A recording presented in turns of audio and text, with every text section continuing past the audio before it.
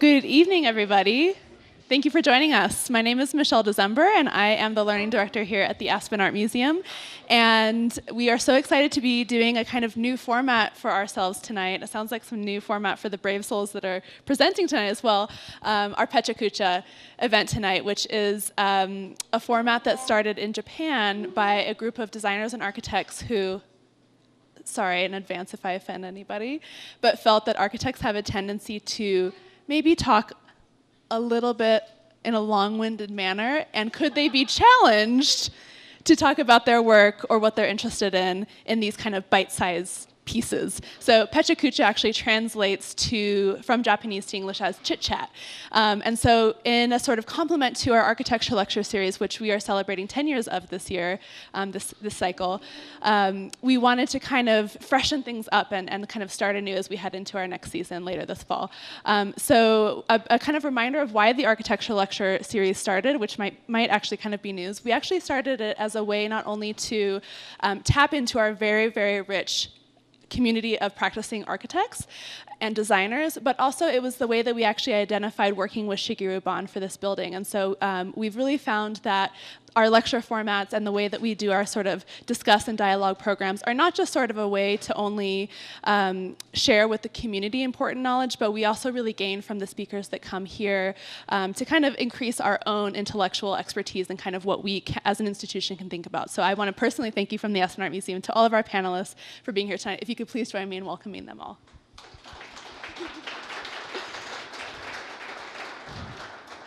So as you might know, the format for tonight is a 20 by 20 format. There's going to be 20 slides shown for 20 seconds each. I'm going to be kind of playing the role of both MC and not so much the timekeeper because they have automatic slides, but I'll be helping to kind of usher through the presentations. We have 7 presentations for this evening. We also invite you after the event is finished to come introduce yourselves. It's really a lot of work to put this together, and it's also a very difficult thing to not only get up in front of a bunch of people, but also to have to squish it into a 6.5-minute format. So we are very grateful for all of the presenters tonight. We're also grateful for the Questrom Education Fund for making this and our other programs free. So without further ado, I would like to introduce you to Lea Sisson. Lea graduated from the University of Miami with a B Architecture degree and also studied at the AA in London and Stuttgart, Germany. Her experience includes work at Imre Makowitz, FLW of Hungary, and in Big Sur, California, with Mickey Mooning working on the Post Ranch Inn and the Esalen New Baths. She moved back to Colorado to start her own firm in Telluride, and she also has an office in Aspen. So please join me in welcoming Lea.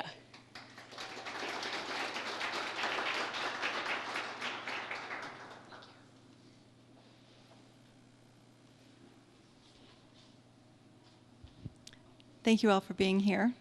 Thank you to Michelle and everyone in the Aspen Art Museum who put this together. I'm very honored to be here.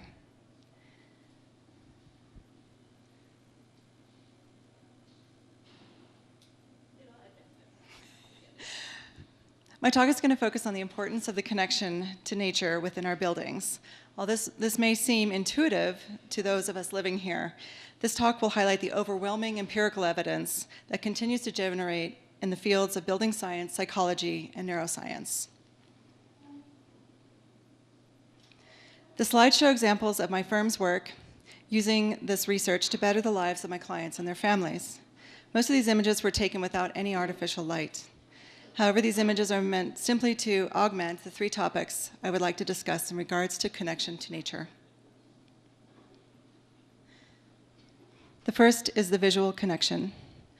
Most influential empirical study, which changed the way building design is approached, was done by Roger Ulrich. His study compared 23 patients recovering from the same surgery in the same hospital and with the same caregivers, but in 3 very diverse rooms. The first group had no windows, the second group had windows looking out onto a wall, and the third group had windows with views of nature. Our natural intuition might hint as to which group recovered faster, requested less pain medication, and reflected better on their caregivers. The group with a view to nature. As you may have guessed, this is probably the subject of my talk, but most likely you've also heard this in media and in social circles within our culture. And the reason you have heard it is because of this landmark study and all the studies thereafter that followed the same empirical research strategy of Ulrich's evidence-based design. One such study done by Patricia Martin and Eric Breimer showed that quantitative results indicating the connection to nature was significantly related to lower levels of overall anxiety. Their qualitative results revealed 7 themes within their participants' lists: relaxation, time out, enjoyment, connection, expanse, sensory engagement, and healthy perspectives were all written from their participants. Taken together, these results suggest that opportunities that enhance experiences being connected to nature may reduce unhelpful anxiety.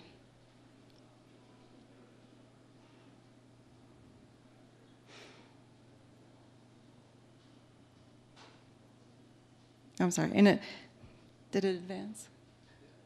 Okay. In a culture that spends 90% of our lives in the built environment, how that built environment affects us should be paramount. Barnes and Marcus study found that more than 2/3 of people chose a natural setting to retreat to when stressed. By adding visual connection to the nature from inside, one can reduce the stress of its inhabitants. Second part of this is natural light. With natural daylighting comes the inevitable question of how we can give ample light without making the building less efficient.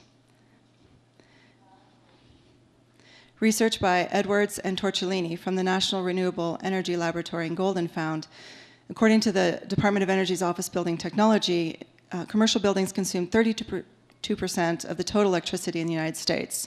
More than 1/3 of this went to lighting. Most of the thorough studies were done by students in the Architectural Engineering Department of the University of Sharjah. These students evaluated the academic, psychological, and physiological effects of daylighting on students, in addition to the effects of decreasing the artificial light consumption on the environment and the economy.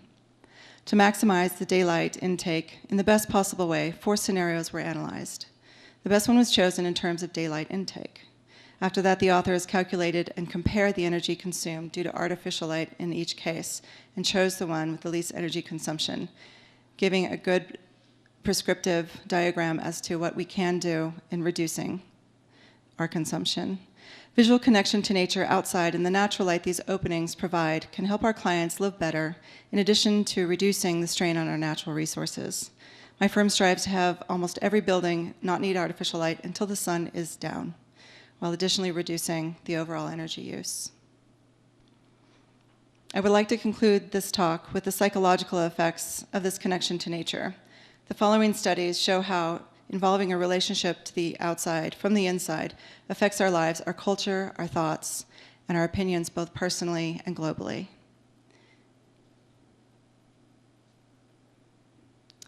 Clayton developed an environmental identity scale to assess how natural environment plays a role in a person's self-definition.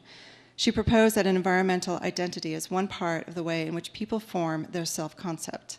This affects the ways in which we perceive and act towards the environment as it becomes an important part of who we are.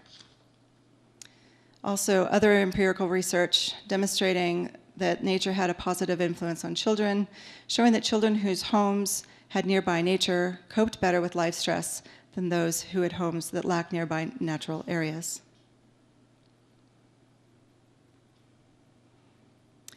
There cannot be a more important time for these studies to be used in the design of the built environment. While going against the grain of much current development, research states that allowing space for nature to more than just filling in around the buildings creates stronger communities.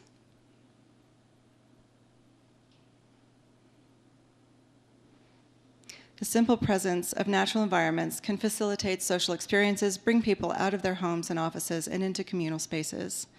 But they do so only if natural environments are made accessible.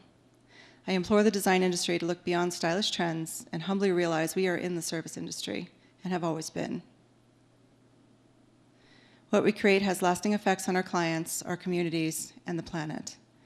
We have access and responsibility to affect this directly. Wouldn't we makes more sense to base our designs on long-term betterment than immediate styles? I do.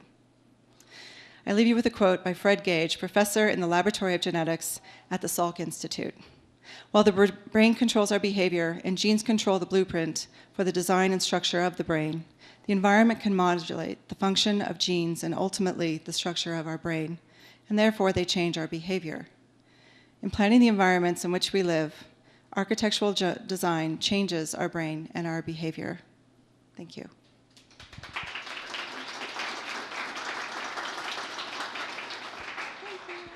Thank you, Leah. I think we're certainly being stimulated by what's happening in our external environment as a work in progress affecting us internally, so thank you for your patience with that. Also, I did forget to mention that I do know that the screen has a pretty big glare on it, so if you need to shift around in the middle of our talks, now would be a good time if you need to kind of find a better seat, because I recognize there's a little bit of a glare. Okay. Oops. So our next speaker will be Jenny Trumbull, who is an architect at CCY Architects. Growing up in the rural San Luis Valley of southern Colorado gave Jenny a profound appreciation for the vast western landscape and also a deep yearning to escape it. She likes to say that she kept moving east until she ended up west again, where she belongs. Jenny earned her Bachelor of Environmental Design from the University of Colorado, followed by a Master in Architecture from the University of Pennsylvania, with a short stint at the Architectural Association in London. Upon graduation, Jenny's passion for travel took her to China, where she spent a few years exploring as much as she could and also working far too much. Since joining CCY in 2003, she has received her architectural license and is thrilled to be back in her home state. Please join me in welcoming Jenny.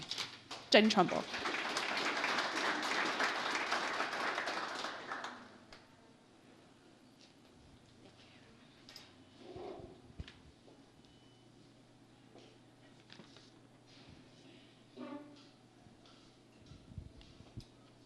I love PechaKucha, but this is the first one I've ever done myself, so we'll see how it goes. I'm going to tell you about a house that we are currently working on, and I'm going to tell you about the inspiration from these very unique clients, inspiration from experience in this place, and inspiration in experiences from other places and from other things. I'll start with a diagram of my linear thought process, which you can see is not actually very linear. The ideas in this diagram are woven throughout this talk.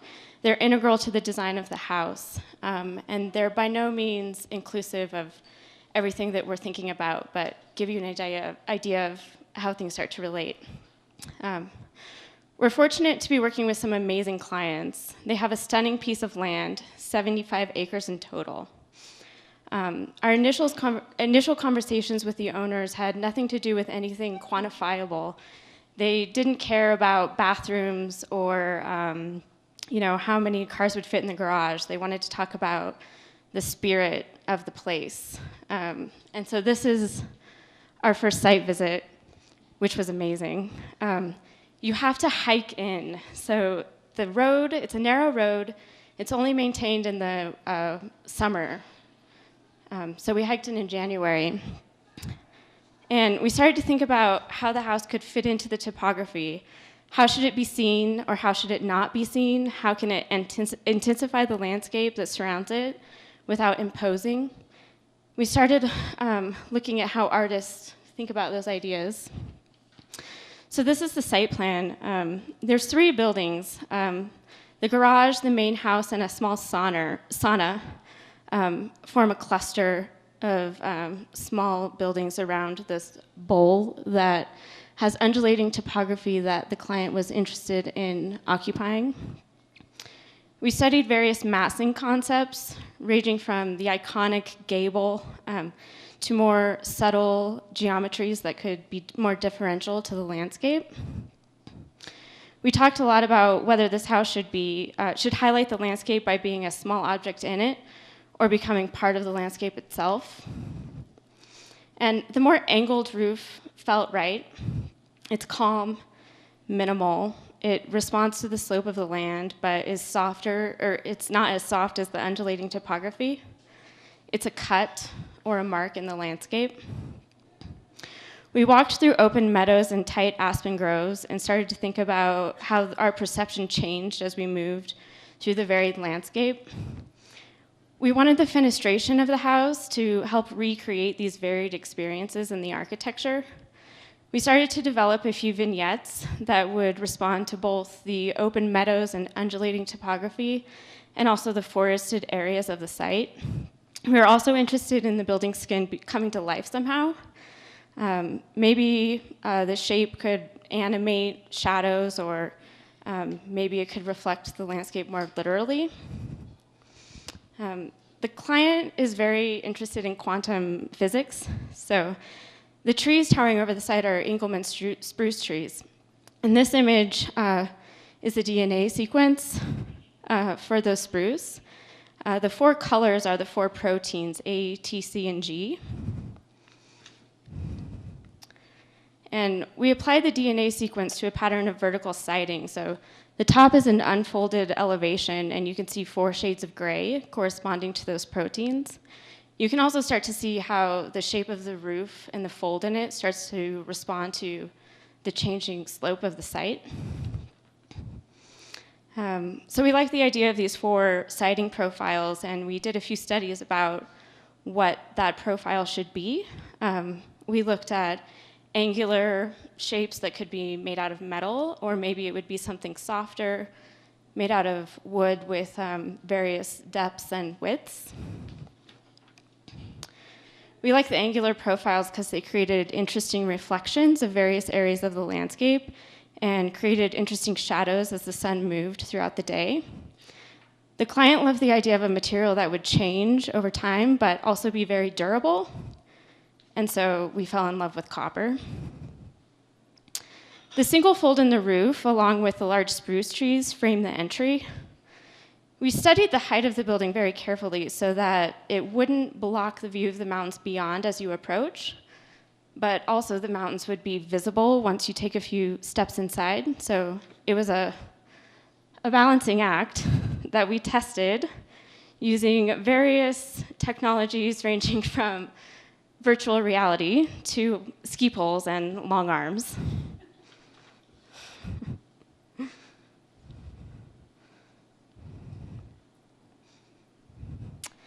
Here you can see how that fold in the roof starts to take shape on the interiors.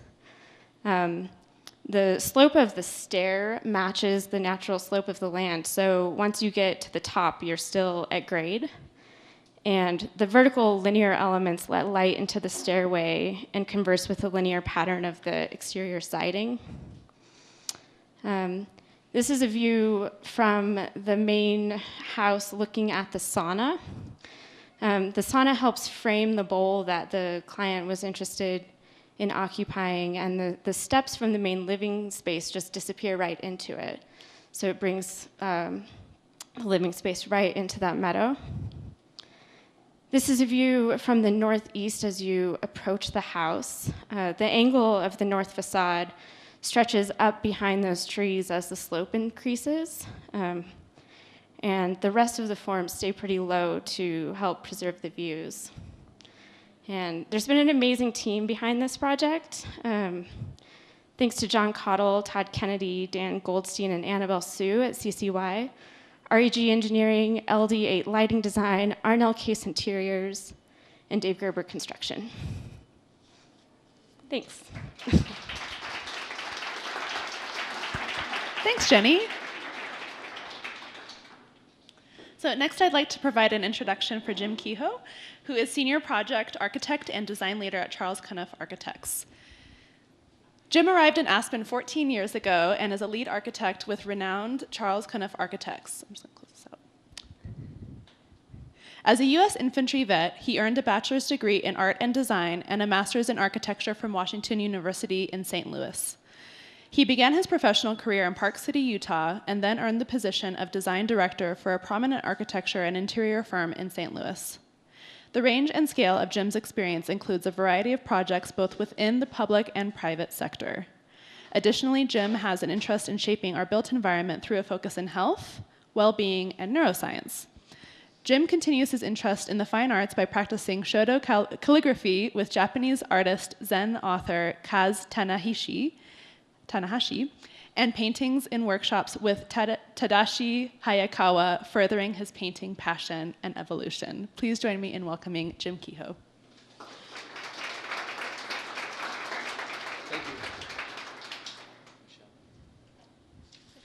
Hello, I'm going to start with a story about Jonas Salk. And when he was developing the polio vaccine, he hit a wall in Pittsburgh and went to the mountains of Italy into a monastery. And it was at that monastery, in that restful place, where he broke the code for the polio vaccine. He came back to Pittsburgh and validated, and that vaccine has affected so many people in our world.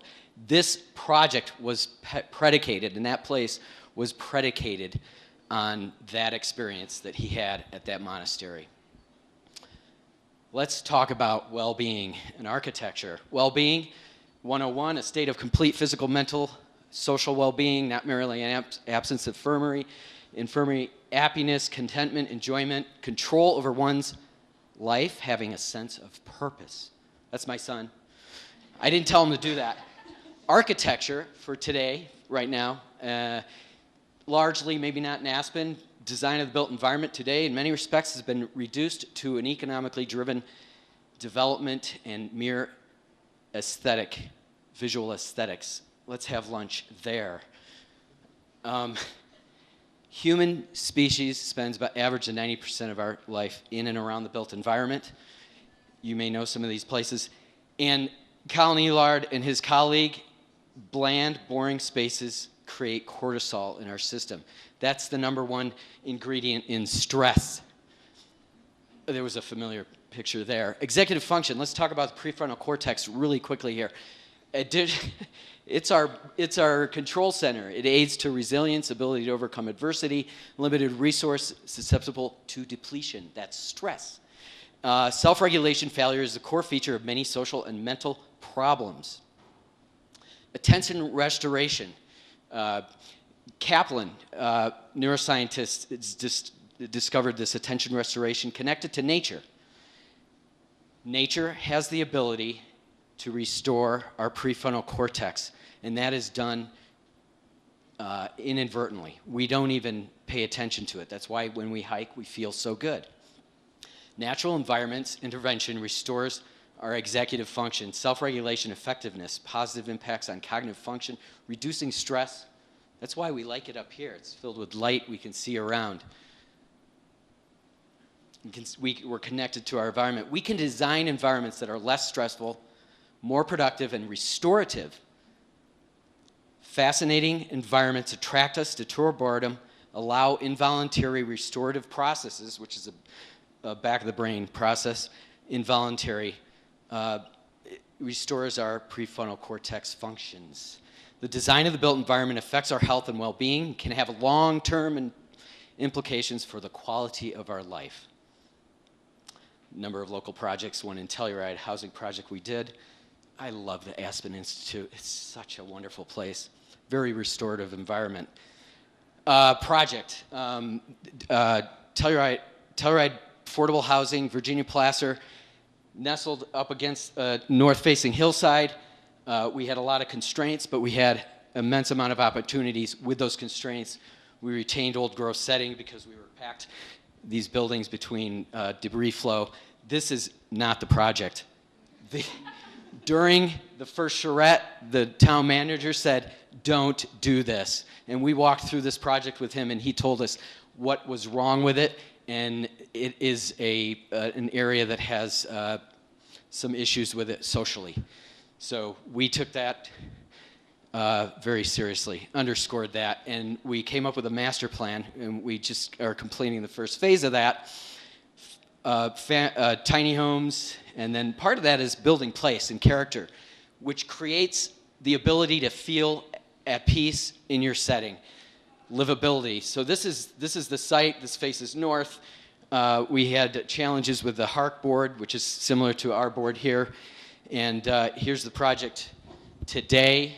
Tiny homes, apartment building, and a boarding house. And it was very important to take these ideas of well-being and put these into place within our process of the design and the dialogue with the town and so forth. This is the apartment daylight within the areas that you're walking in and out of the units.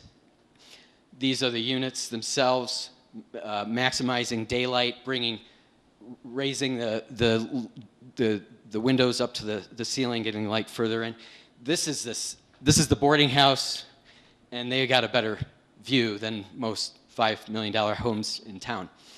And that's about health and welfare for the people and inhabitants of this project. This is a private sector project. This is a desert oasis in Phoenix, and it was important for these clients. They lived on this property for 30 years, and we replaced their existing house, and they wanted to be connected to the land. And we did that by creating this space that was open to the front, open to the back, lots of daylight pouring into the space, really engaging the site. Again, here we were able to save a lot of old growth trees that face south, creating that natural buffer in the summer of the heat. And this is the backyard oasis. And this is a local project here on Owl Creek Road, very similar in the state that the owners wanted to be connected to the land, connected to the view, and have outdoor living and the ability to just see through the site, through the building, and feel at home in their location. This is the master wing, and that was a bridge, and this is looking at the bridge and maximizing daylight and just bringing that daylight in and bringing the view in. It's a stair, obviously. That's the view to Burt Mountain in their backyard, and they see. So architecture is the art of reconciliation between ourselves and the world, and this takes place through our senses. We must therefore rediscover, after the natural world, a social world, not a sum of objects, but a permanent field, a dimension of our existence. Thank you very much. Thank you, Jim.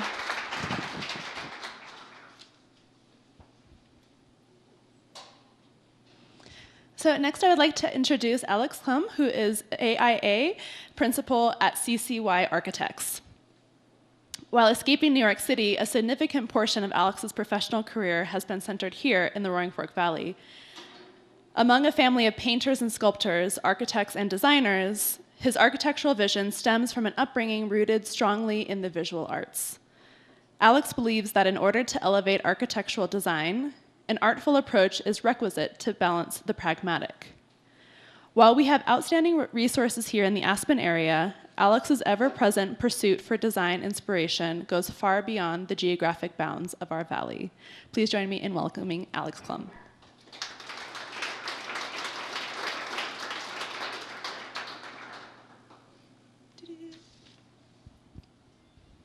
Thank you very much. And Jim, thank you for the introduction to Telluride, and similarly Lea. So we're going to look at a number of slides today that focus on a project in Telluride, and it looks at a unique pairing of architectural vision, a photographer that the client brought to us as somebody they're passionate about, and the design solution that sort of fell out of that process and that dialogue. So for anybody who doesn't know Telluride, it's an incredibly dramatic place. The head of the valley is defined by what they've referred to as the Box Canyon, and incredible waterfalls, Ingram Waterfall, Ingram Peak, Bridal Veil Falls out of the view to the right, Ajax Peak, and as you get into the head of the valley, the views are extremely vertical. And Bridal Veil, the power plant, is just awe-inspiring in the, I'll repeat myself, but the verticality of it. And as we get to, there's a little quick diagram about our site, how crazy steep it is, and what do you do for an architectural response when it's incredibly vertical? we're looping here a little bit.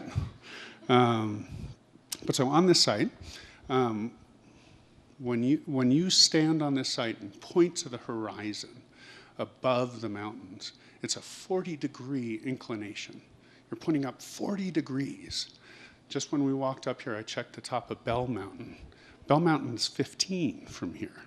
So by comparison, from this roof deck, to capture the top, it's an incredible challenge. And we looked at some pretty funny images just before, but the solution that we're pursuing, enter this woman, Lindsay Ross, is a photographer based in Santa Barbara, and she uses a historic camera that's been refurbished and a wet plate process to take current images of the Telluride landscape that feel retro, let's say. So her work, while she's based in Santa Barbara, her work helped spin how we look at this project and how we address the verticality of the site. It's an interesting photo of her work because our site is just to the left of the old mill, and this image happens to be in reversal. But the client's passion for this photographer and the challenge that we were up against gave birth to this notion of aperture and framing the view. So there's a little site diagram.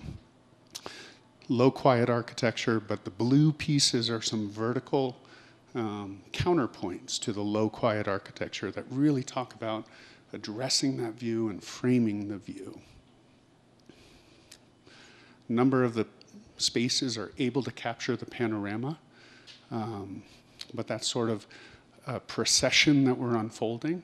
So as you get there, the vertical slice is largely about controlling the view to bring you into the house and to the big unfolding panorama. This is Ingram Peak, sort of the matriarch of the valley, and the main axis of this home sort of centers up and keys up on this view. Then Old Toothy, I think the locals call it. There's a ridge to the south of the site that's incredibly jagged and defined. And so these cliffs capture great late day sun, and they capture incredible alpenglow. So we've teed these up as sort of the entry sequence. So these apertures, or these vertical slots, talk about the progression through the house. Looking at the entry, the aperture that you see perforating the roof, that's really about some foreshadowing, but also about framing. So as you get into the entry space, they don't read very well, but the alpenglow cliffs are sort of centered on this vertical slot. Brings you into the house. The scale is intentionally overscaled to remind you of how awe-inspiring the place is. And then we're also using them for passive ventilation.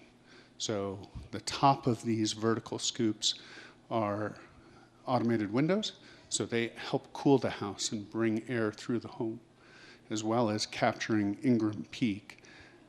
And we're sort of focusing on next on what's the aspect ratio. So as we frame these views, working with Lindsay on her process and her craft to help size the windows of the home to sort of tie that back together.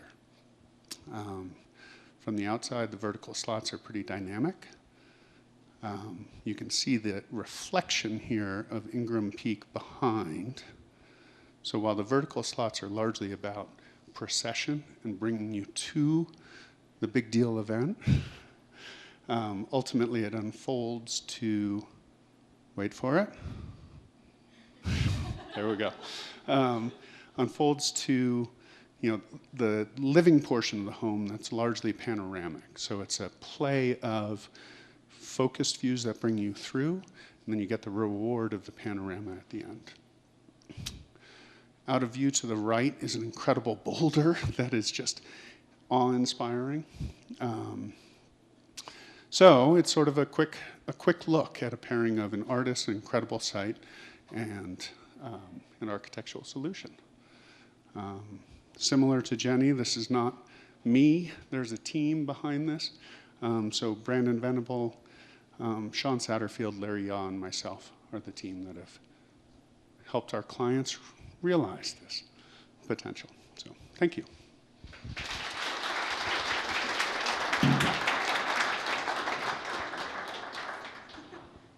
Yeah.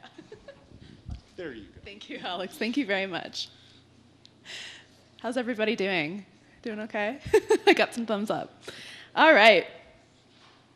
Next, I would like to introduce Ashley Clark, AIA, Project Architect at Studio B Architecture and Interiors. Ashley, oops, let me close this out. Okay. Ashley is a transplant from Alabama, where she earned dual degrees in architecture and interior architecture from Auburn University. Her concurrent study of both disciplines has driven her passion for design at all scales, unifying architecture and interiors through an integrated design approach. Ashley joined the Studio B team in 2015 after 3 years immersed in rural West Alabama at Auburn's Rural Studio. There she had the privilege of designing and building a public library for the town of New Bern. Her time at the Rural Studio was a highly collaborative, hands-on experience, resulting in an accelerated knowledge of building assembly and appreciation of craft. Even more, it showed her the importance of commitment to place and the impact that design thinking can offer our communities. Please join me in welcoming Ashley Clark.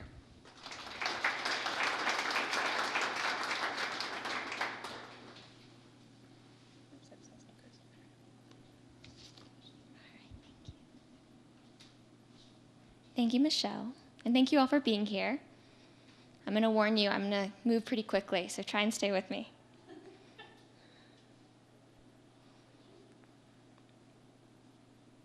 Before moving to Aspen in 2015, I spent 3 years immersed in rural Alabama as part of a design-build architecture program called the Rural Studio. The program was founded in 1993 by Samuel Mockbee with a vision to take students out of the classroom for a more hands-on learning opportunity while also giving back to an underserved population of Hale County. The studio found its home in New Bern, Alabama, in an area of the state known as the Black Belt.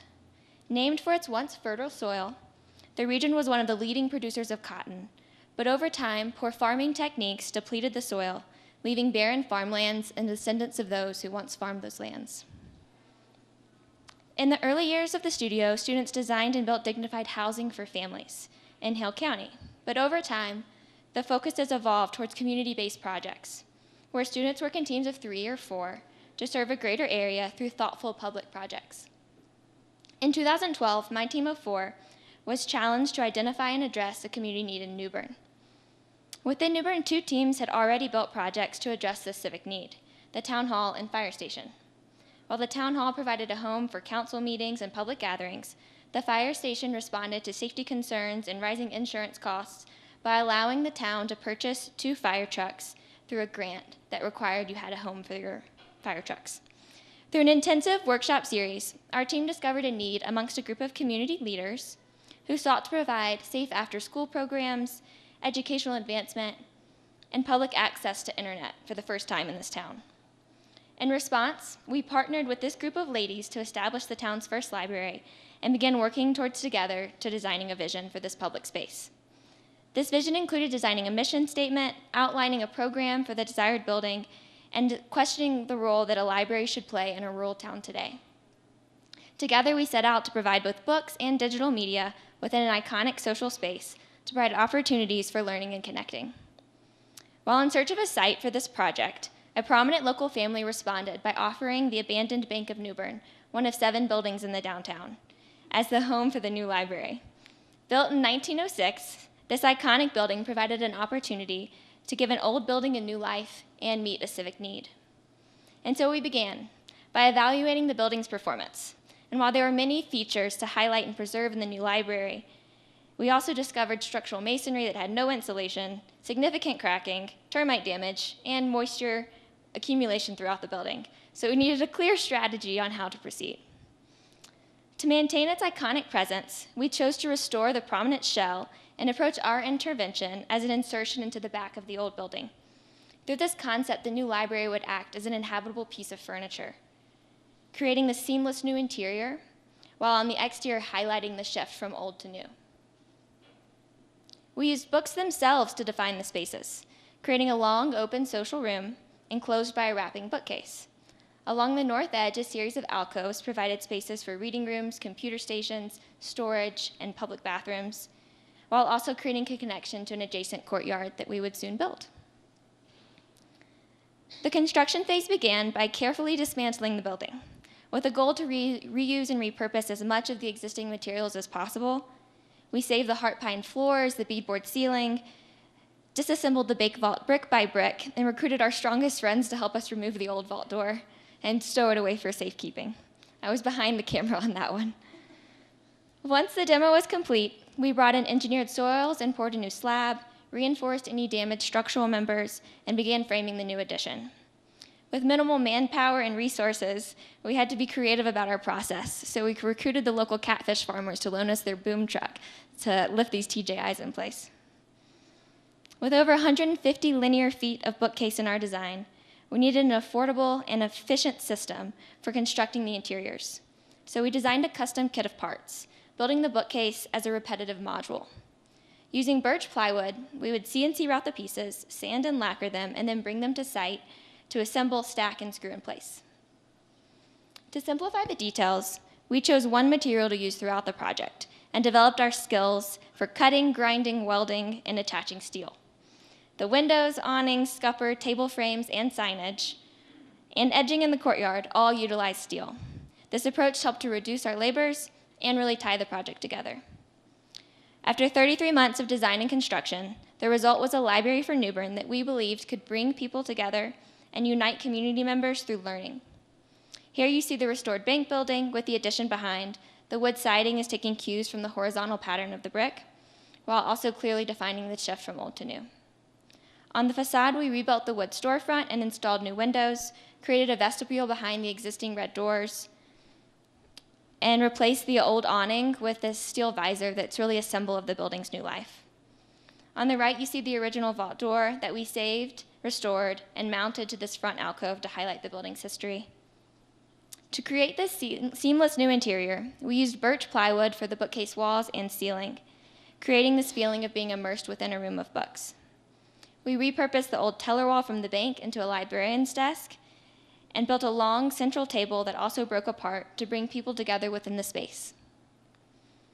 The ceiling is perforated with felt backing to provide acoustic control, and the cork flooring was chosen to provide a soft, resilient finish, but also add a nod to old libraries. The alcoves on the left are conceptually punched through the bookcase, each offering a really unique experience. The children's alcove in the back is wrapped in carpet tile to provide this soft, fun place for kids. In the garden alcove, we punched an opening through the brick wall and repurposed the old heart pine floors to create this reading room that's immersed within the landscape. In the courtyard, we planted a grove of crepe myrtle trees for shade and repurposed the brick from the old bank vault to create this wall as a sense of enclosure. Through this rigorous journey in rural Alabama, I learned that architecture is about learning to ask the right questions and responding to those questions through the lens of design. With this approach, as architects, we have the opportunity to offer more to our projects and our communities. So as Sambo would say, proceed and be bold, be engaged, and keep asking questions. Thank you.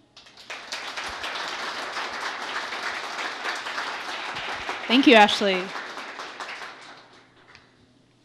We do have time later for questions over snacks, so thank you for that reminder. Next, I would like to introduce Maura Trumble. It's hard to be your own Vanna White. Maura Trumble is a transplant from the flatlands of Nebraska. Lover of all things designed, architect and associate at CCY Architects. I should also mention she is an IA associate at CCY Architects. She has been in the field for nearly 10 years. Her work experience is widely varied, probably also wildly varied, from single-family homes to boutique hotels and community spaces, all of which share a passion for connecting the user to the place. She believes in the constraints of projects are what create opportunities for exceptional solutions, and that investigation and iteration are essential to the design process. Please join me in welcoming Maura.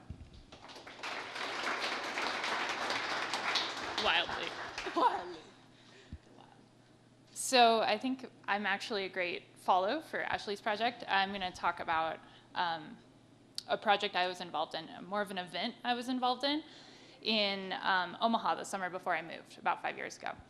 And I'm sure you're all really familiar with Nebraska, if I had to guess. But this is Omaha. Omaha is a typical Midwestern city. It has a lot of sprawl. It's very car-centric. It's pretty spread out. There's some challenges in terms of how it was planned and how it's developed. And while we were there was a really cool nonprofit called Emerging Terrain that was working to present opportunities and design solutions and ideas on how the city can move forward in a more intelligent way in terms of planning and transportation and all these different things.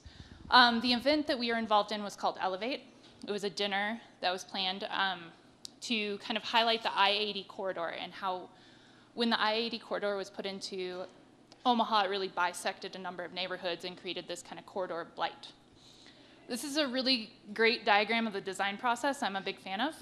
And the cool thing about the design process is there's a million ways to solve a design problem, and they're all right. So our task was there was 19 teams of designers paired with 19 chefs to create stations on a bridge over a recycling factory plant that was adjacent to I-80 in this blighted corridor. And I want to talk about our team, which was a pretty eclectic group of architect, designers, graphic designers, an engineer, and a photographer. And we became very interested in the dialogue of a more sustainable form of transport, but also a more sustainable form of local food growth.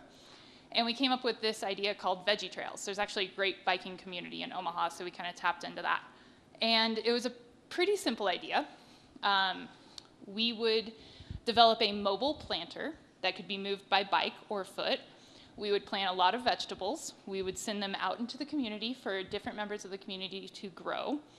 And they would bring them back to us. And our chef, who was game for all of this, would plan a meal out of all these vegetables that the community had grown.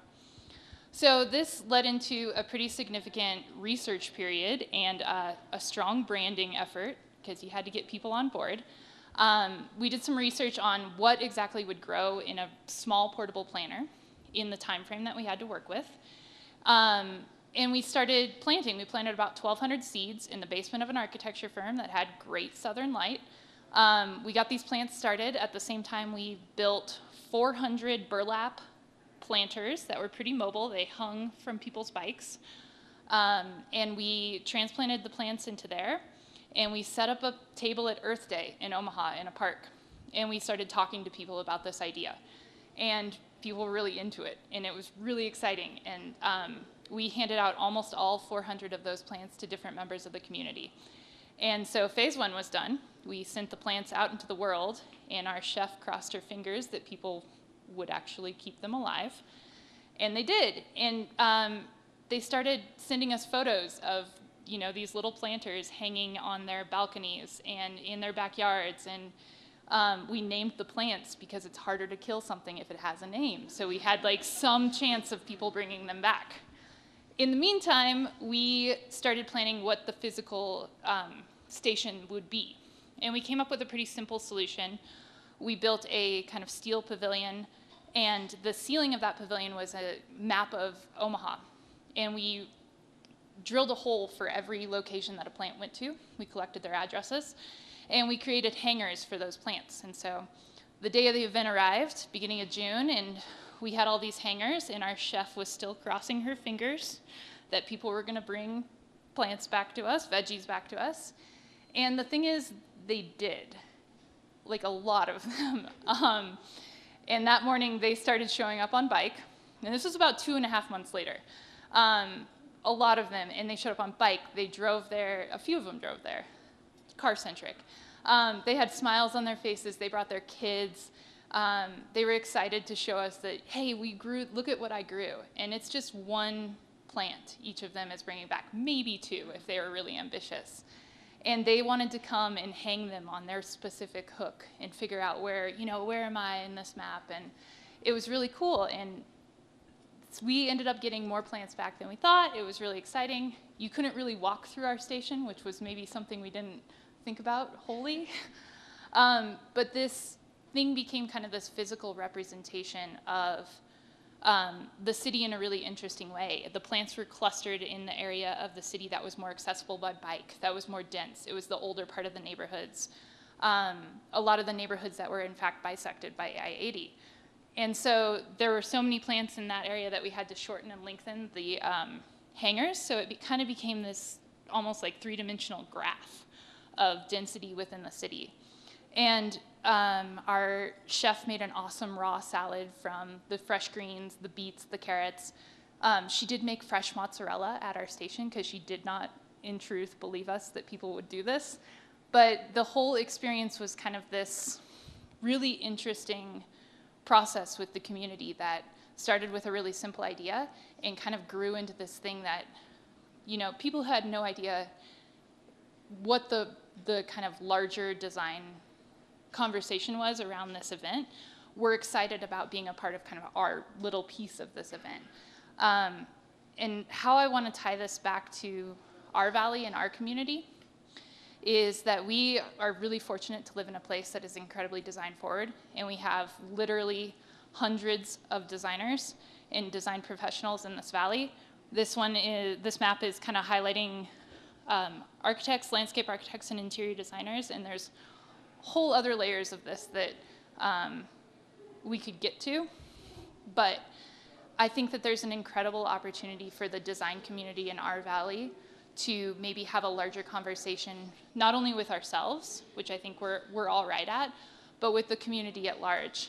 And so we'll go back to this diagram of the design process. You know, what can our community, our design community, kind of give to the community at large, and what can we learn from them? So thanks. Thank you, Maura.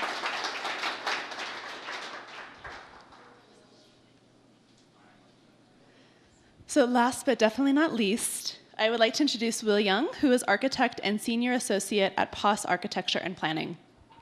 As a senior associate architect with Bill POS Architects, Will has over 25 years of experience working on a diverse range of projects, including commercial, performing arts complexes, recreation, community centers, destination resorts, and custom residencies. Will earned his Bachelor of Architecture degree from Montana State University in 1987 and a reciprocal master's degree in 2010. Upon graduation, he worked several years in California and Germany before returning to Colorado.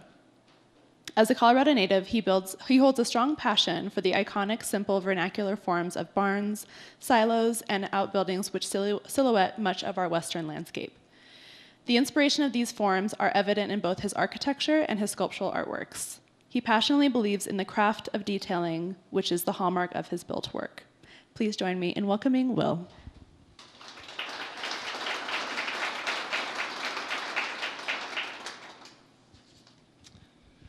Okay, I'm probably the lightest talker of the whole group, so I'm going to have to keep this close. So I decided to go even a different direction. I wanted to show a large body of work, but talk about the ideas that led to the realization of the designs you'll see. Some of these are local, you'll see them. Some are in faraway places, but here we go. This is not here. This is in California, LA. It's a infill building for a guy who was a barber, and his barber shop's in the bottom right corner there. And we had a very tight budget. We wanted to use simple materials, but detail them in a very beautiful way. So basically, it's concrete block, sheet metal, some steel, and storefront. It's a little bit of stucco. Typically, I work with a palette of 3, maybe 4 materials max, and it kind of leads to that. I from there was off to Germany. I spoke no German, worked in architecture offices, but architecture is a universal language. There's a lot of pointing, sketching, model building. Good, yeah? So it worked out well. Since I had that design background, a lot of what I did was competition entries. This is a project I did while at Harry Teague's office. We had a client who came to us, hired us, and then said, well, I bought this log package, you have to use this. And we're like, we don't really do logs. But we had fun with it and decided, okay, what could we do with logs? And it led to glass chinking. So this sitting tower has got glass bands you see right through it. This is a project in Old Snowmass for a client who was very inspired by Glenn Murcutt's work, an Australian architect. Simple shed roofs, a very simple material palette of corrugated metal, sliding wood panel doors. Getting more current, this is a project I did while at CCA. Theater Aspen complex is actually the theater and a restroom that sits across from it. And the great part about it is it's a city-owned site, but the theater had a long-term lease to the site with the problem that they had to have a structure that could be assembled and disassembled. So it led to a tent, reusable tent. They had an old 20-year-old canvas tent that didn't work. The design of the form is based on the shape of the gabled tent. And then we worked very closely with the Parks Department, who dug out all these ponds as settlement ponds to treat runoff water. I was wanting to play with the material of polycarbonate and change the color. So at the top, it's more white. As you come down, it's a little more translucent. As you get to the bottom, it's a little more translucent still. And the ability to then light it inside with LED lights and make it glow is kind of a lantern. There you can kind of see the color fade. The doors are all on gas hinges that lift them up and keep them up, and it opens up the whole lower floor. So this is the lobby space. It actually does stay up, although it's designed all with bolted connections, so it could all be dismantled. Here's kind of a diagram of some of the sustainability features. It pulls cool air from the ponds, lifts them up, and then exits them out of clear story above.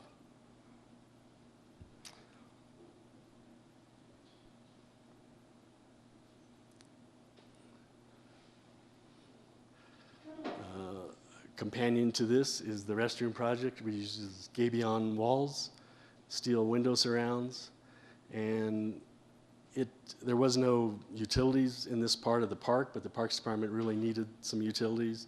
They kind of did a collaboration with Theater Aspen so that they use the restrooms. The rest of the season the park is open. The line is because there's intermission time at the theater. So we decided, there would be composting toilets in a basement. You don't see it, but the gray water from the sinks is used to irrigate these planting outside. The urinals are waterless. You could have recycled everything, but the Environmental Health Department wasn't a little queasy with everything, including the composting being put onto the field. There's some of the features of the building. The skylights on top have integrated solar PV panels, which generate energy for the lights. The idea behind, well, we'll move that one.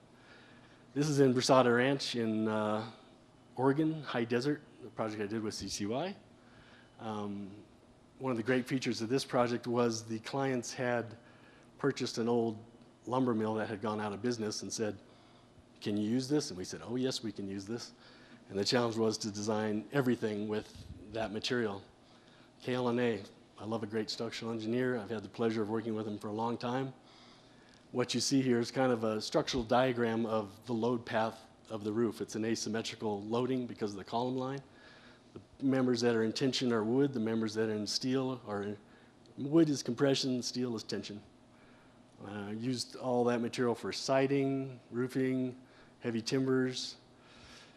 This is my first kind of use of gabion because the way the site's set, you enter from this side, and then all the pools, swimming pools, this is the recreation center, are on the lower side.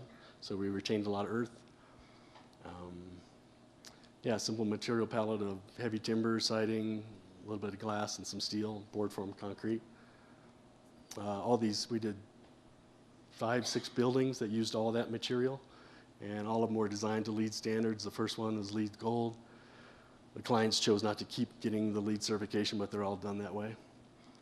Fireplace that used the gabion. In this case, it's filled with lava rock, which is native to that site. Steel chimney flue wrap. And then the red band on the columns was something we saw when we walked through the mill. It was a marker that they had in the mill, probably to keep people from running into stuff, and we carried that idea in the new one. My art influences my architecture influences my art. Never met a material I don't like, so I work in ceramics, bronze, steel, cast glass. And the two feed off each other. This is a project I call Toto. It's an environmental art machine. The windsock drives an arm and makes the drawing on the left. Rainwater or dew is collected in the walk, it makes a drip painting. And the house has cyanotype paper which tracks the sun's movement. So the idea is you roll this out to a site, stake it down, and it records that site artistically. This is a new project, or the latest. Probably about the same elevation as here that I'm working on. So there you go.